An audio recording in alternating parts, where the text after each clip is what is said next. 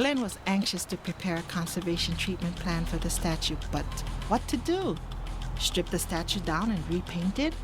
Or go all the way back to the original creation, bronze and gold? This so-called simple question of shall we gild or paint has somewhat divided our community.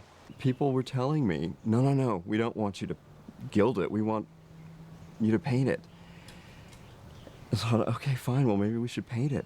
And then other people would say, oh no, we should gild it. If it was originally gold-leafed, it should be gold-leafed. There was a lot of discussion going on, and Glenn wanted to make sure that he got community input from all, organizations and kupuna and young children. He wanted to understand about Hawaiian thinking. Issues that they're... And I said, whatever you decide, we will then implement. It was a risk and it was scary to deviate from the sort of track that conservators ordinarily take with an object. It was finally decided that a vote would be taken, asking all of the residents whether the statue should be gilded or painted. I was almost disappointed. A vote? What do you mean a vote? Aren't you going to invoke some native Hawaiian method of decision-making? It was gold or good Kanaka skin, yeah.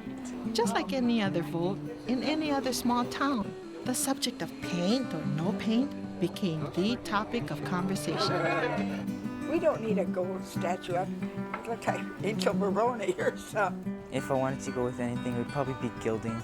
Now what I would want is the painted one that they have right now. I wanted it gold-leafed. I mean, I thought that would be so nice. Events were organized to inform, entertain, and inspire the community.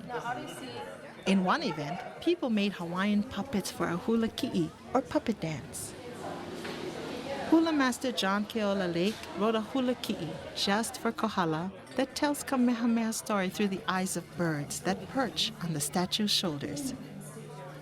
If these are lifelike, then what I want to do is make sure my puppet has not only eyes, but it has pupils.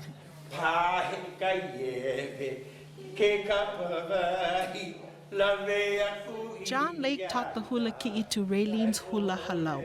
They in turn integrated their performance into educational projects.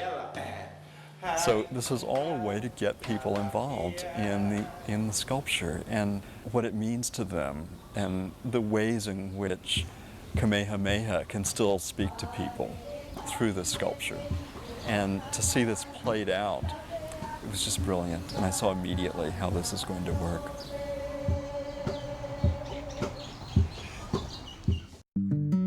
And so after cultural performances, public debates, and much discussion between neighbors, it was time to vote.